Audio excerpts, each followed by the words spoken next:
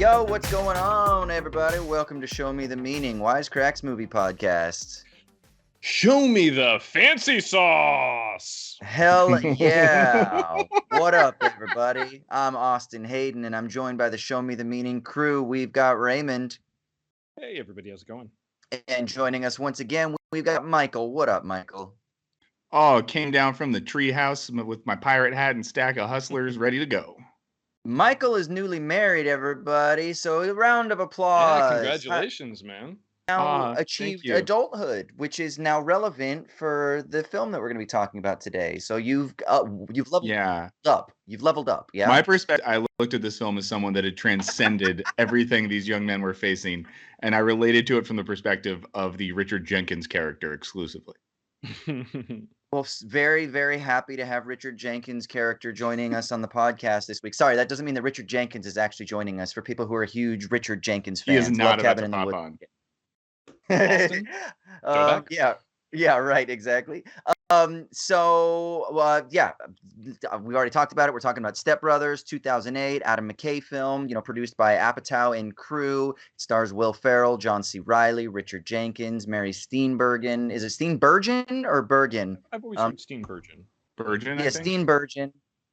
Lover, Adam Scott and Catherine Hahn, who's friggin' fantastic in everything she does. So as always, we're going to go around and do first impressions and things like that, but I do want to take care of a little bit of housekeeping. Remember, you can follow us over on Twitter, SMTM_POD. We're releasing like little tidbits and extras and ideas and thoughts, hot takes, etc., pretty frequently on that. So check that out, SMTM_POD. And then make sure to check out our other podcasts, Culture Binge, check out Squanch, go look at our back catalog, everything. Contrary to popular belief, we're actually not feuding within the Wisecrack family. Well, how did that drama get started there, Michael? Was there that the Culture Binge people hate the Show Me the Meaning people? No, there was some Twitter. I think whoever runs the Show Me the Meaning Twitter account, and I'm not going to point fingers and name names, I think fired the first shots. Okay, so that's a producer. So Matt, did you stir up some controversy? Well, Matt can't talk right now. This is, I think, producer Matt and producer Maddie taking out their internal beef via the avatars of two podcasts. Amazing. So yeah, make sure you go check that goodness out, and also check out our Patreon. We're releasing bonus content every now and then. We've done some really cool ones. A deep dive on Apocalypse Now. Talked about like the philosophy of acting. Talked about amazing feature debuts, what makes a good feature debut. So go check all that out, patreon.com/wisecrack. That's the housekeeping to the show. Let's talk about first impressions. Now, apparently, Step Brothers is one of Michael's favorite comedy. So, Michael, give us your first impressions and tell us about your experience with Step Brothers, and then what it was like watching it this most recent time. Yeah, I mean, I think I've mentioned this on podcasts before. I am a big Adam McKay head. I think that like Adam McKay's progression from really dumb comedy to kind of thoughtful, satirical things to subversive comedy into more serious work is kind of mirrored, shifts in my own interest and perspective. But I'll say this. I loved Anchorman. I loved Talladega Nights. When Step Brothers first came out, I didn't rush out to see it. I had heard bad things. This was 2008. Around the time of my life, I was going to meet Austin, actually. And it was a time in my life where I wanted to be more serious. I would say that when Step Brothers came out, I had lost my Dinosaur a little bit and thought that I had to give up my Dinosaur to be a serious philosophy boy. And yeah, philosophy grad school will do that to you. Yeah, a little bit. It really did. I was more like trying to watch French films. 2008. Yes, Melancholia and shit like that. Everyone's talking about Antichrist. 2009. It's all about Von Trier and fucking Malick. Like, Adam McKay doesn't even know what Dogma 95 is. But so I watched it probably 2010, 2011 for the first time on DVD after everyone said it was horrible and lost my mind. Just thought it was one of the funniest things I'd ever seen. I've probably watched it as much as I've watched any comedy in the past decade. I think it's the gift that keeps on giving. And I think that it's both brilliant for what it is, but scary for what it, I think, predicted about the unconscious or conscious mind of a certain type of American male that was I think, coming to the forefront during the Bush era. So I think that I think there's a reason the movie is just aged better and better. And doing a little Google today, you look at the early reviews, all bad. Almost no one liked this movie when it first came out. Maybe someone else. I'll save a fun review we can talk about later if someone wants to bring that up. But you look at now, like there was so many articles at the 10-year anniversary of people being like, "Oh, actually, this movie's really good," and people's perspective changed on it. All that to say is, didn't see it when it first came out. Blew me away the first time I saw it on DVD, and I still really love this movie. And I had so much fun rewatching it today. Yeah. All right, Raymond. What about you, brother? I co-sign everything Michael said. Saw this one in theaters when it came out, and I think I have been singing Derek's verse from Sweet Child of Mine for the past 13 years now. That's been stuck in my head. I love this movie. It's kind of my favorite type of comedy. We talked about this a little bit before we started recording. Movies like this, or Dumb and Dumber, or MacGruber, or A New Leaf are just my favorites. Or like The Jerk is kind of the classic example of this, where there's a main character that's just a little bit off, and there's no diagnosis. They're not terribly concerned with like what's animating that. They're just like presented as they are, and the movie doesn't necessarily judge them for that. And we'll get into this a little bit later, but Michael, you bring up how Adam McKay's career has sort of evolved, but I think this kind of exists really, really neatly within the themes that he's been exploring throughout his career. Certainly something we could unpack later on, but this is yeah, I mean, I love it. I would probably say the same as Michael. This is maybe my most rewatched comedy of the past decade. And when I first saw it, I had a good time. I laughed, but it did actually, it certainly grew on me on rewatches. And then the unrated cut came out. And now that to me is like the version of the movie that I know. Like I know that fancy sauce was not in the theatrical cut, at least not as I recall. Little things like that seem to have become a major part of everyone's like sort of shared memory of this movie. I think this movie, like Michael said, did kind of take the time on DVD to become more and more of like cult status, if you will. But yeah, excited to talk about it and unpack the deeper meaning, because I actually think there is a whole lot more on the bone than most folks would give this movie credit for. Can't wait to hear about it. Well, cool. Well, then I'm just gonna go ahead and I'm gonna play the foil, and I'm gonna be like, meh. Wow. Yeah, I mean, like, is it funny? Sure. Do I laugh when I watch it? Sure. I don't know. Like, the first time I saw it, it was one of the things, it was the opposite for me with Michael. I had heard a lot of hype, like, you gotta see this. It's freaking hilarious.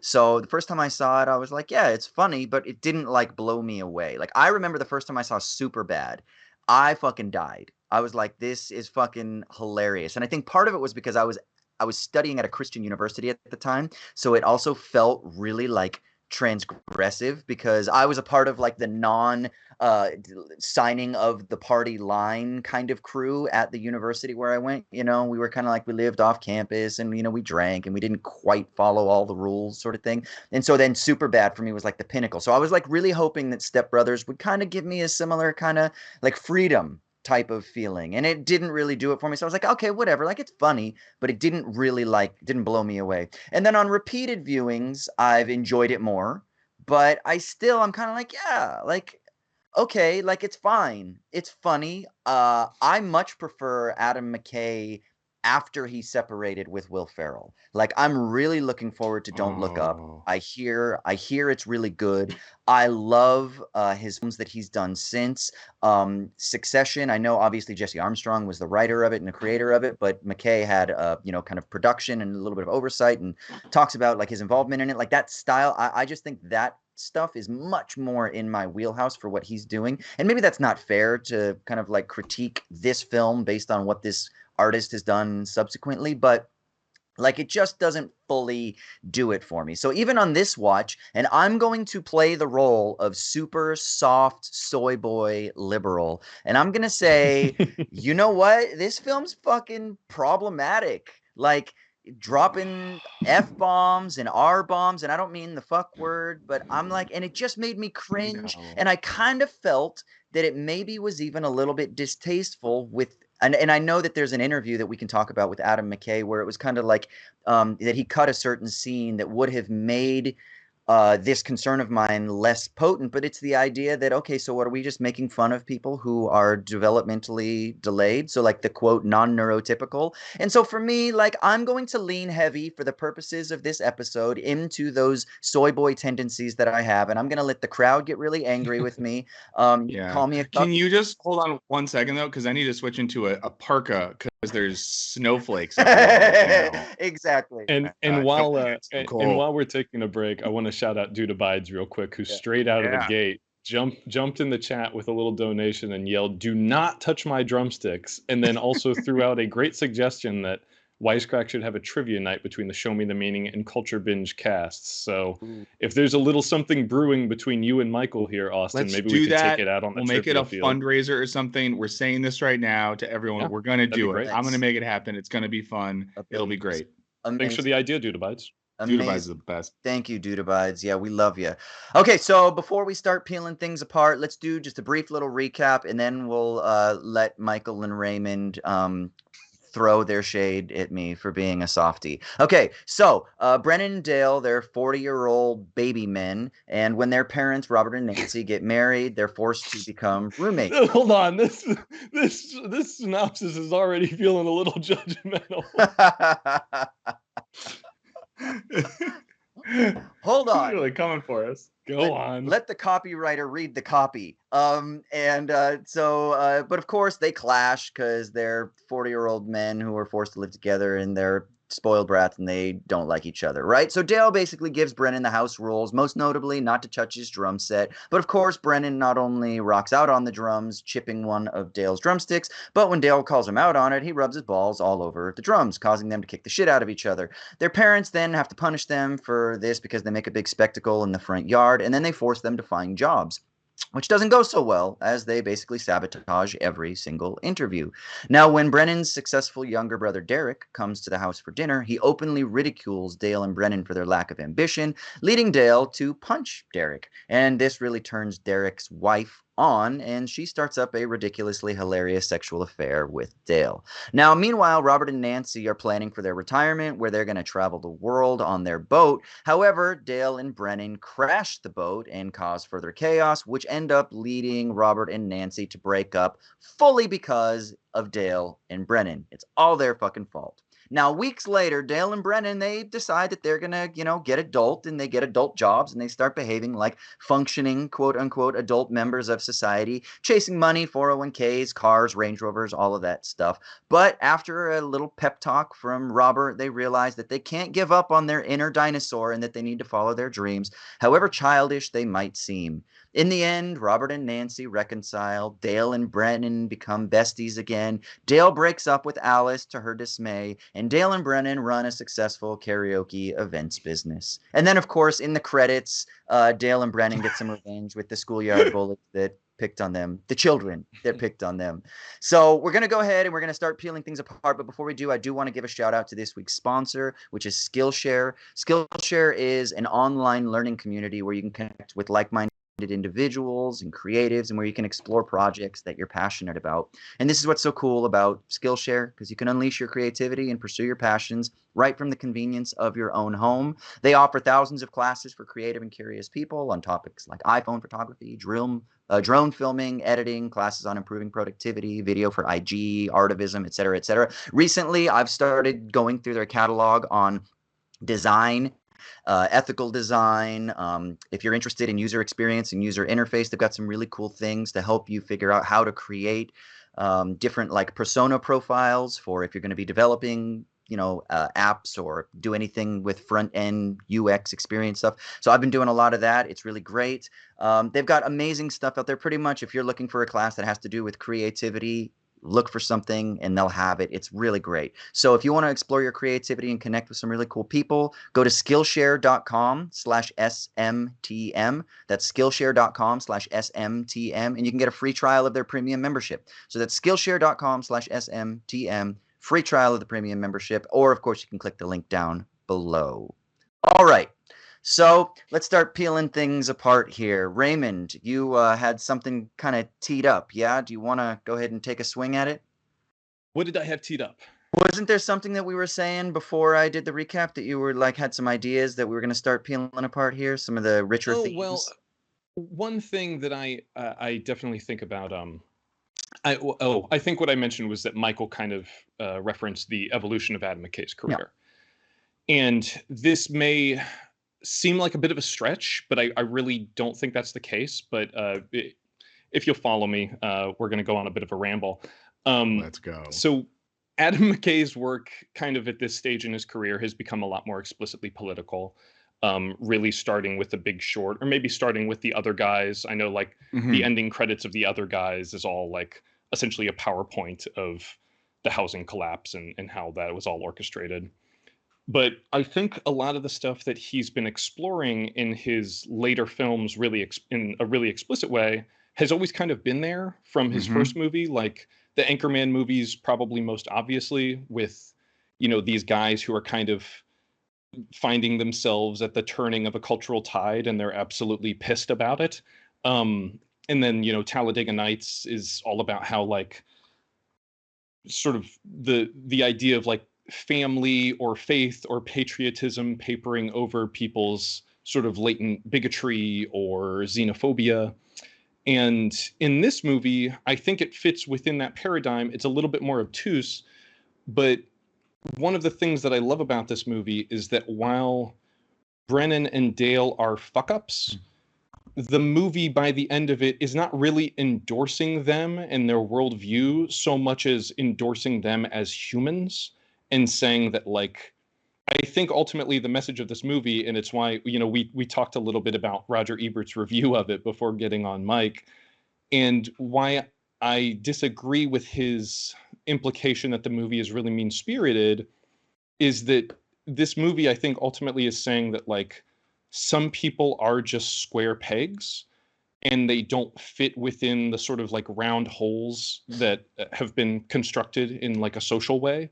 And that's not their fault, and that it's incumbent on us to like accept people as they are. And that's not to say that, like, you know, all their faults should be forgiven and that people shouldn't be encouraged to grow and mature, but that some people are not like fit to exist within society as a socially constructed sort of concept, if you know what I'm saying.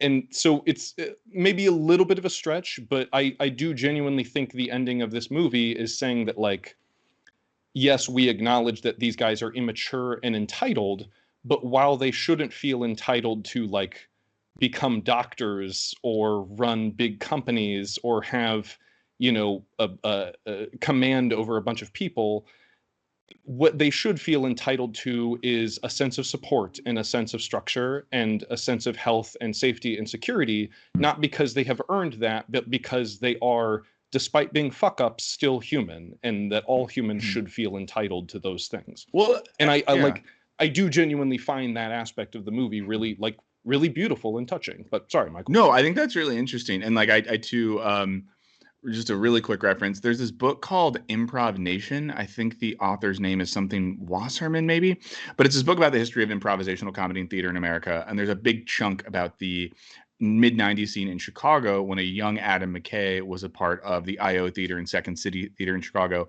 And this is a guy who did stuff like, for one of his comedy shows, posted flyers all around the city of Chicago that said Adam McKay is going to kill himself tomorrow. This is not a joke. Had everyone gather around a building and like screamed a bunch of stuff about how life was meaningless, and then threw a dummy modeled after him into the ground.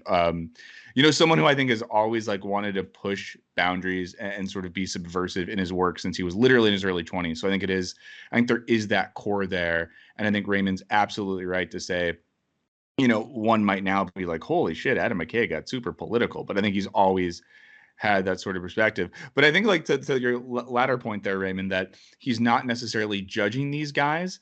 I think in a sense in this film, in both Anchorman and Talladega Nights, we see men who are kind of pieces of shit, but they get power and influence and think they deserve things. The difference with like Step Brothers is he doesn't want to say these guys should be the president. And I think it's, of course, telling that this movie opens with a quote from then President George W. Bush. But it's almost like saying that like people can be fuck ups or pieces of shit or like the round peg in the square hole, as long as they're not the people that lead society. But of course, we see in sort of Brendan's brother and his corporate friends the type of male entitlement and confidence that Adam McKay is so. They're like the masters of the universe sort of archetype that I think the movie is really kind of critiquing. Well, and I think he gets at that when there's the scene where Richard Jenkins' character is talking to Mary Steenburgen's character, and he says that, Dale said he wants to go into the family business. And she says, but you're a doctor. And then he says it's all about who you know. And I think that's so apt, though, because I think, once again, think about how many people, especially like dudes that run the world, are in the family business because of who they know. And these are often people, shouts to Succession, right? What is Succession about? Other than unqualified young men who are in the family business because of who they know, having an insane influence on the world. And I think that line is a helpful key in getting at what McKay thinks about these characters and their place in the world.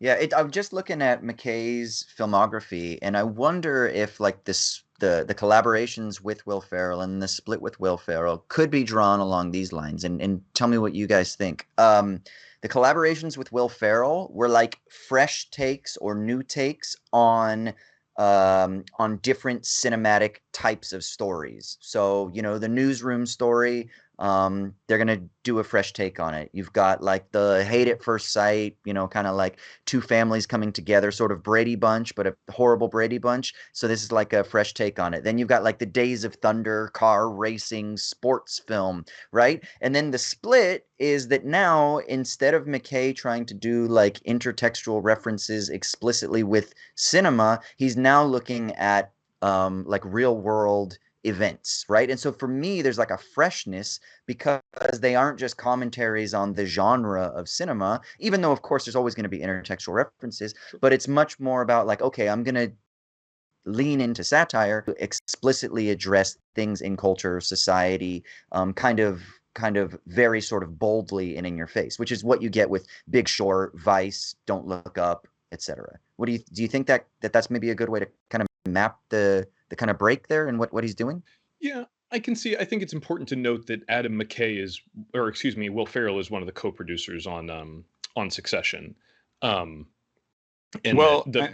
just wanted to point that out because the way that Austin presented that, it seemed like you were kind of characterizing it as though they had like a rift between the two of them, when in reality, I think they're interested in making different kinds of movies. I hate to interrupt. Go ahead, Michael. They did have a rift. The news broke did they? 2 days ago. Yeah, Adam McKay said in an interview, I saw this in like IndieWire, that recently they literally had a rift because of a project Adam McKay is developing about the Los Angeles Lakers, where Will Ferrell was going to play Dr. Jerry Buss. Then they put John C. Reilly in that role instead. McKay said he went about it in kind of a shitty way, and that's why their production company, Gary Sanchez Productions, broke up.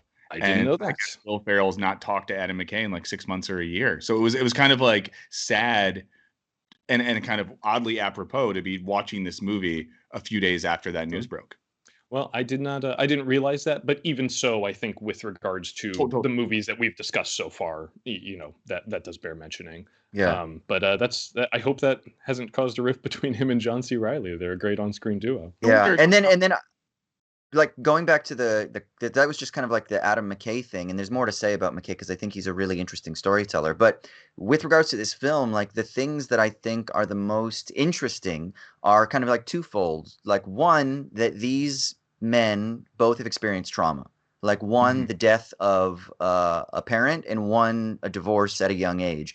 And so what you get then is you get like what are the effects of familial breakdown? Right? Which I think is something that's really interesting to explore and probably important to explore. And so if I'm going to be as sympathetic as possible and I'm going to kind of like take off my grumpy face, that's one of the really interesting themes. And then I think maybe even the most interesting theme is something that you guys have talked about is what does it really mean to be an adult, right? And I love the bit at the end where they wear the suit of adulthood, but it's totally a bullshit caricature, right? Like you can hear Will Ferrell be like, "Oh, this was a really productive conversation," blah blah blah. You know, like when they're all at the Catalina wine mixer thing, and then of course the fact that it's Catalina wine mixers, and that's like the most serious thing in the world. It's like, come on, this is ridiculous. And you know, it's also that Derek can make 550K or whatever it was that he made, and make money, right? So there's something about the kind of ludicrous nature of what we value as being mature,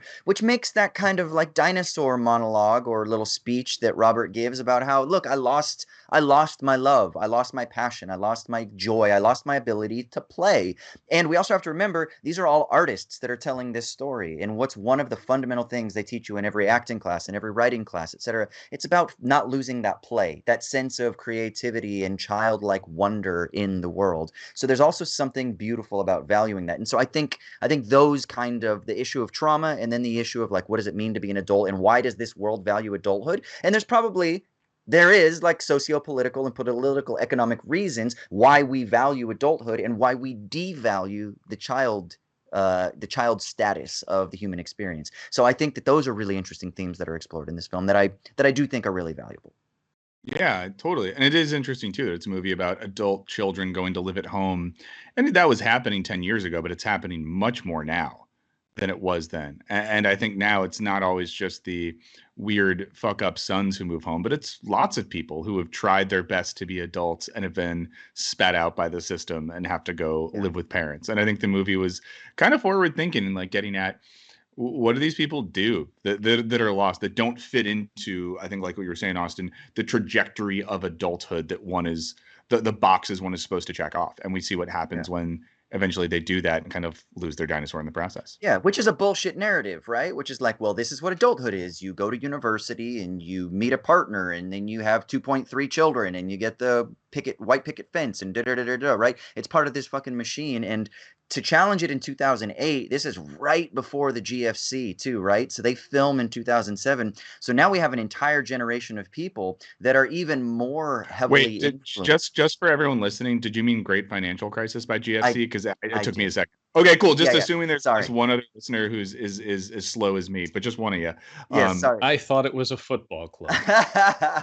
Yeah, but right before the fucking world economy collapsed, and the millennial generation, it is kind of crazy. Yeah, and the millennial that generation sort of chose this movie in a way. Yeah.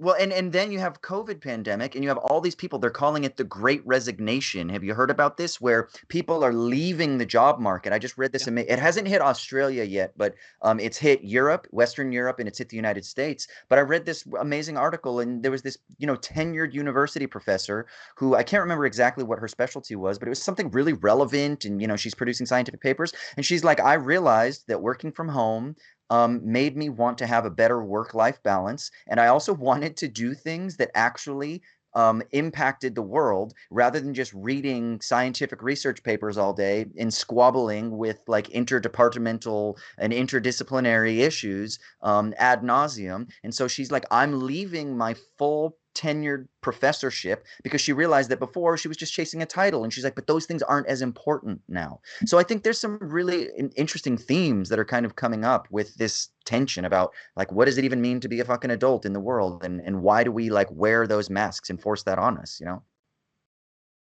Yeah, absolutely. I think that on that note, Austin, I think another thing to add to that is that something that actually one of our listeners shouted out in the chat just now. Sky mentioned, given the COVID situation, I could see an entire generation of young folks losing ambition like the Step Brothers. And while I wouldn't necessarily characterize it as such, I do think a lot of folks, given the pandemic or the climate crisis or any number of cascading events that are all like making their lives and livelihoods more tenuous, or untenable rather, I think there is a sort of notion from folks that like, well, this is, if things are going to be like this, do I really, who knows how many like happy years I have left, not just to enjoy my youth, but maybe to enjoy my life in general. And taking stock of things and wanting to really reevaluate what's important. Do I do I want to spend my life like selling helicopters, and how does that really help things, and what does that actually contribute It's to like, society yeah, at the end of the day? the Dale character says at one point, like, they don't get it. Like, this lifestyle is a choice. And I Yeah. think there's something to that, like the fool who accidentally, even if not for the right reasons, sees through the veil of absurdity that modern society is holding there. And I think to broaden out and get back to the movie, of course. But something like Don't Look Up, from what we know of the movie, it's not out yet, so maybe this isn't the case at all. But it's supposedly a movie about two scientists who realize an asteroid's about to destroy the Earth, and no one really cares. Like these two people who are like, guys, there's a thing that's about to happen, and politicians and media figures kind of just don't care and make a spectacle around it. And even you have the same thing in The Big Short, where the main characters there are like seeing what's happening and no one else around them is realizing this, and they see the sort of world collapse around them as they're begging people to see things the way they do. And this is a much sillier satirical version of that, but it's two people that are out of step with reality, maybe because the reality they live in is kind of bullshit in itself. Let me translate what Michael just said. Dale and Brennan are prophets, and they are announcing the apocalypse, the revelation of the. Is that what I'm getting from this? Listen, it's Hanukkah season. I'm feeling a little Old Testament, so yeah. I mean, there's something to that. There's something to that. Yeah, there is something there. Yeah. So Austin, go ahead, Raymond. I was going to ask, just to get like on track with the movie itself. Like, you come on here, you kick dirt in both of our faces, you make us lick white dog shit. Yeah. Is there anything about this movie that really works for you? Do you think there's a way in for you with this movie, or is it all just kind of top to bottom kind of turns you off? It takes me to the end, and the end is when I start to be like, okay, I really like that tension about like them trying to play the adult. And then what happens to me is then it actually kind of like retroactively justifies everything else up to that point. But to me, I don't know if that's always a sign of a successful movie, that I have to wait. Even though it's a nice, 90-minute film, I shouldn't have to wait 60 minutes before I start to be like, okay, cool, now I care. And I think that's what happened to me, is I just didn't care. I felt like it was a little, I don't know, it just was a little mean-spirited. I kind of read the Roger Ebert review that we can talk about now. I know, and I was kind of like, I got that too. Like, so do you think like the set pieces in the middle, where you do have these like this series of comedic set pieces with their various misadventures, is that where you kind of like tapped out a little bit? No, for me, it was kind of like just the setup. It was the very setup from the beginning. I think that there are funny moments, like almost like sketches, like scenes that are funny, like the Catherine Hahn scene when she's talking about like wanting to get Dale up inside her vagina, and like I think that's funny, right? Like some of it's not funny, like when Derek goes up to the treehouse, that as a sketch, like I don't really think that's funny, but you get it, because then Dale punches him, and then that's when Brennan and Dale become friends, and then that's what creates the attraction, with Derek. So like it's important for the story, but like moments don't always work. And then I don't know, I thought that some of the language was problematic, and I just don't really think that that's excusable.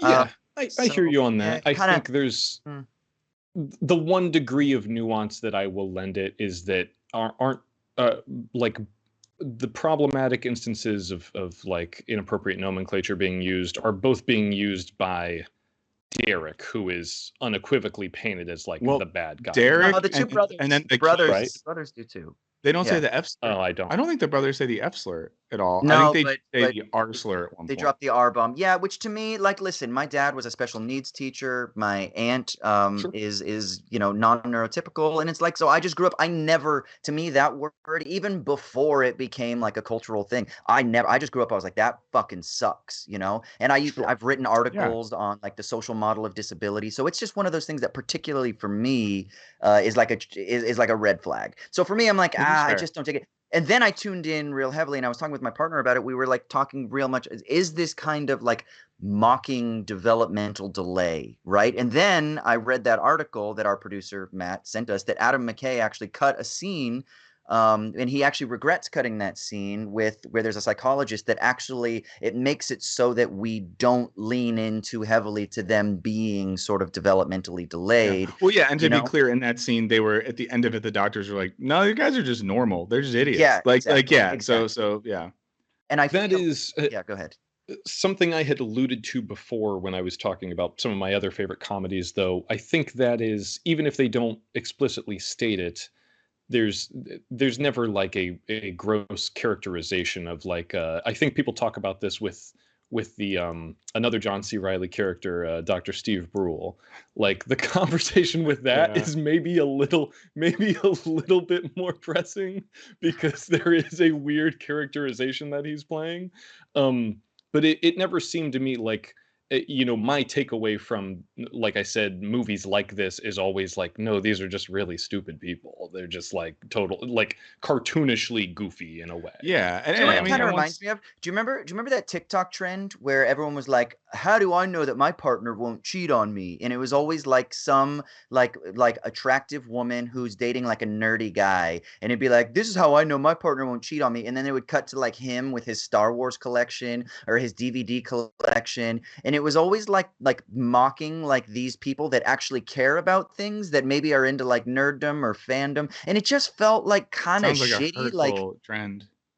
Yeah, it was supposed to be funny, right? Like, that's how I know my partner won't cheat on me because they're just a fucking nerd and no one would want to have sex with them, you know? Like, so they couldn't even get it if they Cool wanted. thing to say. What? To Yeah, the what? person you're Yeah. with. They won't cheat on me because they're just a gross piece of shit. What are they Yeah. saying about themselves there? That's kind of the. And it was like, I don't know. It just felt like, oh, okay. So because somebody has like a nerd tendency, like therefore they're not cool enough, they're not sexy enough, they're not adult enough, they're not mature enough, so they're undesirable. And I don't know. It just felt shitty to me. And I know I am leaning heavy into the snowflake here, but fuck it. I'm gonna play that role for this tendency. No, I understand all of that, and it's certainly not to excuse any of the aspects that have dated poorly. I think that it comes back to that notion of I remember having a discussion with a friend of mine about similar aspects of representation and slurs being used in movies. And I think in this movie, it is certainly a bit more problematic because a lot of the time those sort of slurs are being used as punchlines or they're being used to humorous effect. But I remember talking to him and he said something that kind of stuck with me, which was that anytime you hear someone use a hurtful word like that, it always should say more about that character than about the character that they are referring to with that word. Yeah. Like in the movie should be clear about how it's depicting that sort of language and I think not in the final scene at the Catalina wine mixer, I think there's an example of that when Derek realizes he loves his brother and they start to hug, but Derek first pulls back like he's going to hit him and starts calling him the F slur. And I think in that instance, it's just like, oh, this guy is so fucked up that he can't fathom like hugging his own brother without using a homophobic slur because male intimacy to him is this horrifying thing. And I also think I like that the sort of metric you just explained there, Raymond. But I also think with comedies and especially stuff from this era, I just tend to evaluate stuff on what work where that person's work has gone. And I do think like there are people from that early 2000s era that made comedies like that never veered away, never, you know what I mean? Never progressed, never grew. And I do think it's like with people in the Adam McKay extended universe, it's been cool to see those people like remain curious and kind of change and grow. And I don't think the type of stuff we saw in Step Brothers, you see in a lot of work from these people later on. So in my mind, I still find that to be a cool sign about that crew. It's total. Everything you're saying, Austin, I think is totally valid and legit. But for me, I guess it's at least beneficial to know now that the work these people are doing is not, indicative of that sort of attitude, and that they've seemingly have grown and been pretty thoughtful about their art. And to even contradict myself, like the most charitable and compassionate reading of this, let's be dialectical here to use like philosophical ideas, is that actually at the same time, in using this quote unquote problematic language, they're obviously intentionally highlighting that when people are doing that, that Derek is a shithead, that he sucks, and that everything that he Absolutely. represents, that certain type of adult, masculine, like homophobic dude, that whole structure of being an adult is shitty, and it should be critiqued. And that even when these guys are dropping the L slur, that in itself is also something that is shitty, and that they are just maybe undereducated, and that they need. So there's obviously an intentional highlighting of that kind of contradiction. So that's the most charitable reading, is to be like, oh yeah, okay, so we can watch this and we can be like, there's room for growth and improvement. So I think that's, in some ways, it's also, I mean, but this is also why I think when things are problematic, a lot of times they're problematic insofar as they reveal certain tensions that are rife for unpacking and exploring. So I'm curious on the note that we've talked about the Roger Ebert review. We've alluded to this a few times. We need to post it on the SMTM Twitter. Yeah. But we've talked about how he characterizes the film as mean-spirited. Maybe not ideologically. I don't think he digs too much into that, but he talks about the violence in it. And for me, one of the things that I love about this movie is that it treats violence the same way like a Tom and Jerry cartoon does, which is like, you know, at no time do you genuinely feel that these guys are in mortal danger. Like, Brennan gets smushed between a falling bunk bed and another bed. I mean, and Dale gets comes out buried alive at one point. And he pushes out like a zombie. Like, there is this wonderful energy to it that does genuinely feel like kids playing in a sandbox. Like, oh, I'm gonna bury you alive. Well, I'm gonna punch out like a zombie, and you can't kill me. I'm invincible. I mean, at one point they say, "Do you want to go do karate in the garage?" That's what I would say if you're 10 or 11 and you're at like a family friend's or a cousin's house, and you wait till like the niceties happen, and you're just like, hey, do you want to go in the garage and like kick pumpkins and put Mentos and Diet Coke? And it's just like, yes, I do. Yeah. There is that wonderful sense of, like, whether you want to call it in the parlance of the film, like maintaining their dinosaur or retaining their dinosaur, or whatever it is, like seeing, I know that it's very man-child, and that like the Apatows and McKays of the world at this point in film history sort of had the market cornered on, you know, men behaving like boys. But there is, like, despite the problematic aspects of this that you've noted, Austin, there is a kind of like innocence and a purity to the way that these guys interact with the world. Like they aren't cynical at all. They're, you know, there are so many aspects of this that are like obviously really stupid, but they're earnest, and that's kind of what makes them so funny, is that like from the beginning, the game of one-upsmanship of like, you have to call me Dragon, well, you have to call me Nighthawk, and you can see like the wheels turning in his head of like, what's cooler than Dragon? Like, just little things like that. There is a weird honesty to this that they capture quite well. It's almost akin to Tom Hanks in Big or something like that, where like just being able to capture that sort of childlike innocence within it. One of my favorite moments in the movie that is, I think, kind of inspired in a weird way, is the way that Brennan is sitting in the back seat while his mom is driving him to meet the Dobacks for the first time. Not gonna call him it's just Dad. One of I don't, even if there's a fire. Not even if there's a fire. Like, the way that they qualify things exactly like that is like they think about things in the context of like PSAs or instructional videos that they watched as children in a classroom of like what to do in case of a fire or an emergency. I love those little notes throughout the film that are kind of just peppered in. And I do think, you know, it's interesting just to really quickly to compare it to some of the other comedies of that era, let's say like in Old School or like a Wedding Crashers, kind of like the Todd Phillips world. All the main dudes in those movies were like, we watch it now and it's like, oh, they're low key just being like rape rips. And I'm not trying to be silly. Like these movies are just like dark when you really look at what the protagonists are doing, how they talk about people. And here there's like an innocence and an earnestness to their absurdity and their transgressive behavior, which I think stands the test of time better than some of those other films from that era. Is that one of the contemporaries that you were talking about earlier, that you think that they haven't really evolved, like Todd Phillips films, that they haven't evolved as much as like the Adam McKay universe? Think they have. I mean, I've watched many of those films within recent years, and it's kind of a bit of a bummer. There's scenes in those movies where you're like, when I was in high school, I laughed a lot at this, but Yeah. this feels bad. Is And I would say Apatow? What about the Apatow films? Where do they fit in this for you? Are they a part of the McKay extended Oh, universe? I definitely think Apatow. I mean, Apatow didn't Apatow produce this? Yeah, Yeah. I he was know that involved with it. Yeah. they overlapped pretty regularly, and I think that your mileage may vary with some of Apatow's recent output, but I certainly think that he has continued to evolve as an artist, and I also applaud his work as a producer. That he's helped so many young artists realize their potential on screen, whether through like helping them develop shows on HBO or helping bring their movies to fruition, stuff like that. He's been a really great ace in the hole for a lot of up and coming filmmakers. And I think that his own work has reflected that sort of generosity, that he's surrounding himself with new talent, with new ideas.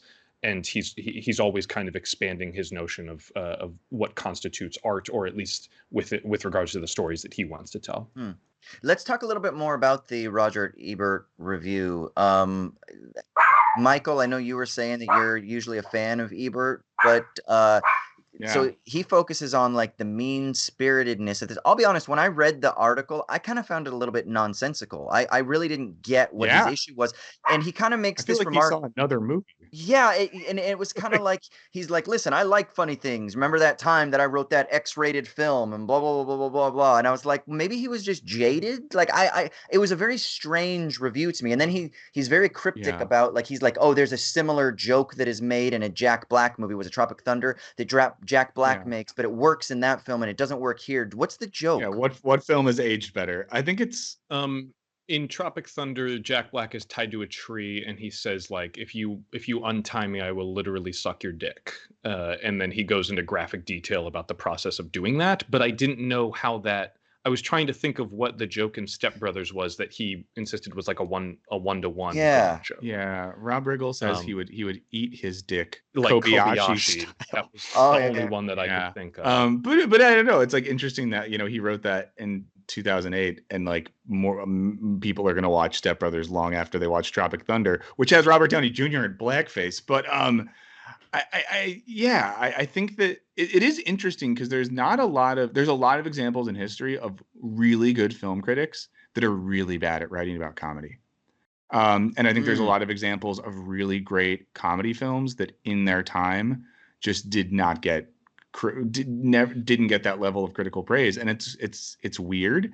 I don't know why that's the case. Maybe it's because a lot of comedy films don't involve story structure and emotional stakes, maybe in the same way that some other films do. A lot do, but it's just interesting to read a film critic who's so good on so many films and who just thinks this movie is total trash. Well, who knows? I mean, a lot of it comes down to taste. Like if you there's that great documentary about Roger Ebert, Life Itself, named after his memoir. And there's a clip in that where he says like, so it's a thumbs up for Benji and a thumbs down for the Kubrick film, referring to Full Metal Jacket. Yeah. And it's just one of those things where like, a lot of it comes down to taste. I think there was another episode where you're saying like, I'm wagging my tail for Garfield or whatever. Like, people like what they like. And I think one of the things that's so great about the review, whether or not we agree with him, Michael, is that like we talked about this in the Telegram exchange after you shared that with us, that like he and Gene Siskel were so great at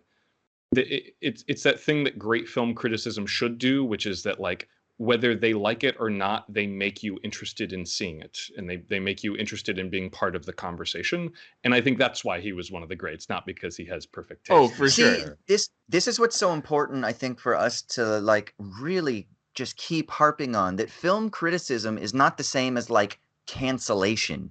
So we live in a world now where it's like, oh, something makes you feel icky, it's bad, don't watch it, it's gone. No. Like, I have so much fun talking with you guys about films that I don't like. I have so much fun talking. I went and saw a film at the Sydney Film Fest, and it was the new Jane Campion film, Power of the Dog. I didn't love the film, but the conversation afterwards was so much fun. So this is something that I think is so important about art, right? Is that it isn't icky bad, never talk about it, fuck you, you're an idiot for liking it, or like, oh my god, it's the greatest thing in the world, I'm going to identify with it and now it's going to become part of my identity. It's got to exist in some other dimension of Yeah, like but what it that's the is that it is. metric that you're pointing out, which is important. I think art, whether we individually like it or not, if it can lead to interesting conversation and debate, then at least it's art that's trying to do something right. It's the bad art is like, we go see the movie together and walk out and it's like, oh yeah, that just sucked. And there's nothing to say because it was just like bad. You know what I mean? Like, I think there does exist, literature and plays and films and visual art that do that. But I think you're totally right, Austin. And that's what people that are interesting when they talk about films are interesting, because they're able to identify the ideas that are happening there and have something to say about them. So it's that kind of like plague of mediocrity that you see a lot of the time when a movie doesn't take any real big risks. I would much rather see a movie. My friend Rashawn, who's been on Show Me the Meaning a few times, he always talks about how like he would much rather see someone strike out while aiming for the fences than see someone just kind of like, I don't know, just like bunt one and maybe like sacrifice it for someone to advance the second. I think the analogy falls apart, but. It is just one of those things where like, yeah, you do kind of lose something with all the sort of like focus grouping and studioifying of art. Like there has to be someone in the chat. Liam Narin said there is actually an idea I've heard a few times that only someone with a childlike way of handling the world can actually create anything new, and our society seems built to snuff that out. And I think that's definitely a theme that's at play with this movie, but you can also take a look at the film industry as a whole, and you're always going to see those sort of those two poles at war with each other. Yeah. Yeah. Go ahead, Austin. I was just going to say a lot of philosophers talk about like the revolutionary spirit as insisting within youth, or the eyes of the youth, or the impetus of the youth. And there's a reason for that. It's because you don't have as much time to have been beaten down by the pressures of the world to pay a mortgage and to survive, and you haven't seen as much, and so you still do have a little bit of the idealism. And if you can maintain that in your artistic creativity, in your personal life, and there's a lot of value in it. So yeah.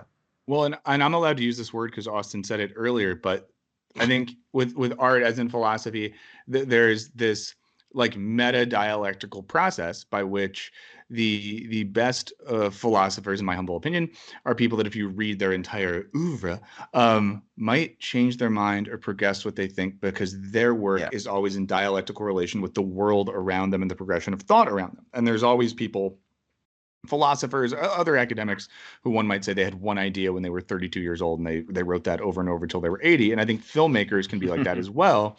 And I think it's interesting, and I do think McKay has done a good job of this. He's someone that has had a dialectical relation to the world around him, artistically, politically, who he works with, what he thinks matters.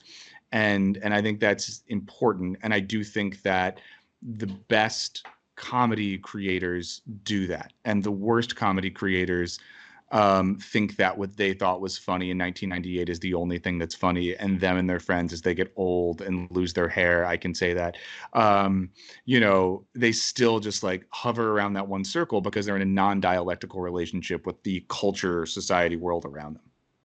Can we take a minute and can you just talk with us? I mean, you're the comedy maestro here. Can we talk about like who are some of the best comedic creators at the moment? And because is Step Brothers your favorite comedy film, or is it like just in the top echelon? And can you talk about what else is up there for me? It's top echelon because we don't really make good comedy movies anymore. There's movies that come out that are funny, but we had an era where someone like an Adam McKay could make a really funny movie. There was an era where Superbad got made, and things like that just don't, mid-level comedies don't get made. I think that we say about dinosaurs in Jurassic Park, life finds a way, and comedy finds a way. And I think comedy's become much more of a television medium than it is a cinematic medium these days, in my humble opinion. There are very funny movies that come out still. But yeah, so I don't know. And I think that a lot of the best stuff, things I like, we've talked about this before. I've talked about this maybe on this podcast. We've talked about this with Raymond, but people like Connor O'Malley, I find to be rip-roariously funny in the way they make comedy that's on the internet, that's about the internet, that's exploring in a way that's very similar to Step Brothers, but in a dark way. Connor O'Malley, someone who wants to ask, like, what is in the psyche of some of the weirdest Americans, whether these are people who are kind of infected by the psyche of like hyper capitalism, or those that have a sort of like fascist leaning nationalism in them, or sort of like a masculinity that starts to break their brains. And I think he's someone who like might not ever get a TV show or movie made, but is used the internet to do that in really cool ways. I think Tim Robinson is another example who's kind of in the same orbit. And certainly on the other side of things, I think Joe Pera has been doing some incredible work, who is kind of like the complete opposite side of the spectrum from a Connor O'Malley or Tim Robinson. His comedy is much more quiet, but he has this great energy about him, and his approach to his work is almost kind of like being sort of a contemporary Mr. Rogers in a cynical world, and just kind of like almost seeing how that personality type can exist like unharmed and undaunted. It's a non-ironic earnestness, which we don't see a lot of. Absolutely. And I will just say, we're throwing out. Oh no, go ahead. Finish talking about Joe Pera. Oh no, I was just going to pivot to say an actor that I think like Will Ferrell, Adam McKay, and them walked so that he and his co-creator could run. I would say Jody Hill and Danny McBride are a great comedic duo who very clearly, I mean, they kind of owe their careers to Adam McKay and Will 100%. Ferrell, who put them on after seeing Foot Fist Way. But you can definitely see the seeds of a Kenny Powers or like his Righteous Gemstones character in like Ricky Bobby in Talladega Nights. I think if that movie got made today, it would 100% be a Danny McBride vehicle. Yeah, and the last person I'll throw out, as we're doing a bunch of names for anyone who's listening, Patty Harrison. Patty Harrison is one of the funniest comedians working. She does stand up. She's in, I Think You Should Leave, and some of the best sketches there, and wrote for it. She got kicked off of Twitter for being very funny, just for being extremely funny. It was the funniest reason to kicked off Twitter. But yeah, and I think these are all people that like are relating to the current cultural moment and responding to it in really interesting and thoughtful ways. And I think that McKay, we could trace a lot of that back to that McKay moment, because when you read the oral history of Step Brothers that The Ringer put out a few years ago, a thing a few people note, and some of the actors that worked on it, is that by working with him, they noted that Adam McKay is very subversive and intellectual, and someone who has ideas and wants to make comedy that reflects the culture. And I think, like you said, I think that crew walked so a lot of really interesting people could run right now. So it is a shame that more movies like this don't get made, but go on, Austin. Well, yeah, I was going to say, as we're kind of winding things down, what do you think this means for the future of comedy? Kind of like final thoughts here. Like, Michael, you said that in a few years' time, we're still going to be talking about Step Brothers. We're not going to be talking about Tropic Thunder.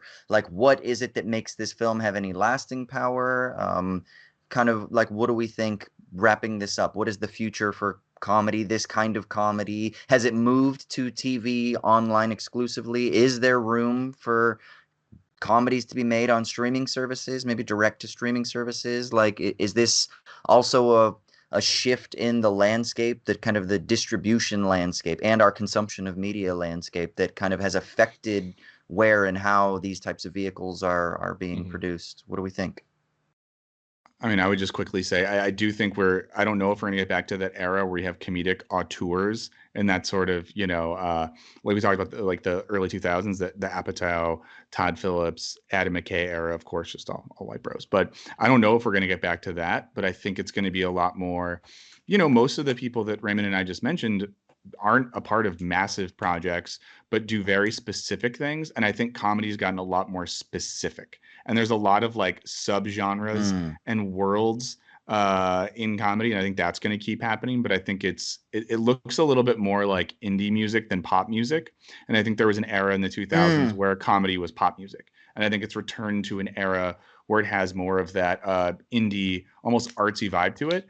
But I would feel unprepared to predict what the next school of comedy or group of comedians would be who go pop. Don't know what it would be. Before I turn it over to Raymond real quick, it's interesting. I love that like indie versus pop thing. When I was younger, like I kind of remember when a big comedy film would come out, like that it was almost like a cultural event, right? American Pie, Nutty Professor. I mean, I was young for it, but Beverly Hills Cop 3, like I used to watch it. Like to me, it was like it felt really important when these films came out, and then like going back and watching like Coming to America. Like there was a time in the 80s, 90s, 2000s where it felt like a cultural event when one of these films came out. And now the only cultural events are the big, like 3-hour epics. And so it's kind of just interesting that things have changed. But I will say this, it was really refreshing when I pushed play and I saw that it was only 90 minutes long. And I'm like, wow, a 90-minute movie. I haven't seen an hour-and-a-half movie in fucking ages. So that was really lovely. Love a 90-minute movie. Raymond, turn it over to you for the final thoughts, man. Yeah, I mean, we kind of touched on this in our Eternals episode. This just isn't really the kind of movie that studios are all that interested in making anymore because they go high risk, high reward. They want a $1 billion grand slam every time out of the gate. So yeah, I agree with Michael. There's a lot of interesting stuff that's happening in the streaming world. A lot of that stuff has moved to TV, and it actually doesn't cost a whole lot of money to be funny. So you've seen some really, really funny independent films come out in the past few years, or at least movies that may have a little bit bigger budget sometimes, but are still in sort of the independent mode. Movies like Booksmart or Jim Cummings, who's a filmmaker who's made a handful of really, really funny films. He's kind of a figure in the Danny McBride mold who's always messing with ideas of like fractured masculinity. He did a movie called Thunder Road, Wolf of Snow Hollow, that's really, really funny.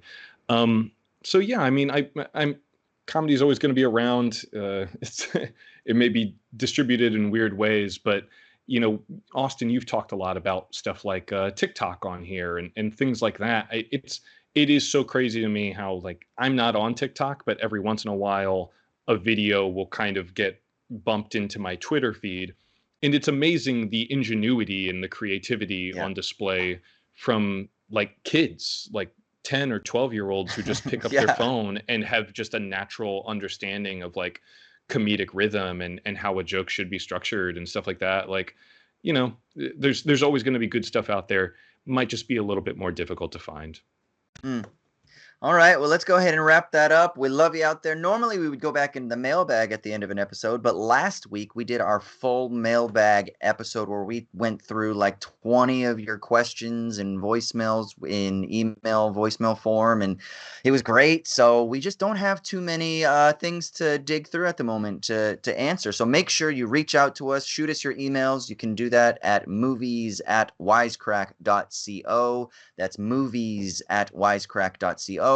Or you can call us and leave us a voicemail at 1-213-534-8807. That's 1-213-534-8807. Make sure to keep your voicemails as short and concise as possible so we can play them on air and answer them. That's it. Everybody, where can we find you on the internet? Michael. Michael O'Burns on Twitter, Michael O'Burns with some underscores around the O's on Instagram. I'm on Wisecrack all the time. And if you're looking at Wisecrack stuff, check out the new shows we're making and let us know what you think. Let us know what's working, what you'd like to see. Shoot us an email, hit me up on Twitter or whatever. But yeah, do that. Thanks. Yeah. I like the hot take game that you started, the one that you did with our horse is the worst animal, where Helen had to defend if horses were the worst animal, and you had your panel of people like arguing back. I like that new show. It's great. We'll do a doc one day about the chaotic making of that, but not yet. Oral history. 10 years. Our horse is the worst animal. Perfect. All right, Raymond, where can people find you? Yeah, you can find me on Twitter and Letterboxd. I'm at Crematoria. Feel free to stop by and say hello. I had somebody reach out to me on Insta, and I get this a lot. People asking me for like recommendations on movies, films, TV shows, books, things like that. And I've actually just been pointing people for movie recommendations to Raymond's Letterboxd. So have you really? Yeah. That's good advice. I love it. Follow if you want reviews or recommendations or what, go to Raymond's Letterboxd and just get on Letterboxd and find other people that you like their take on things, and that's how you can find good recommendations. Or So just we're buzz gonna- me on Twitter if you need recommendations. I think a few listeners bit off more than they could chew, because anytime someone asks me for recommendations, I'm like, here's 15 tweets worth. Yeah, exactly. Awesome. And I'm Austin Hayden. You can find me on Twitter, Insta, all that good stuff. We're gonna get out of here. Raymond, will you send us out, brother? Goodbye from the fucking Catalina wine mixer.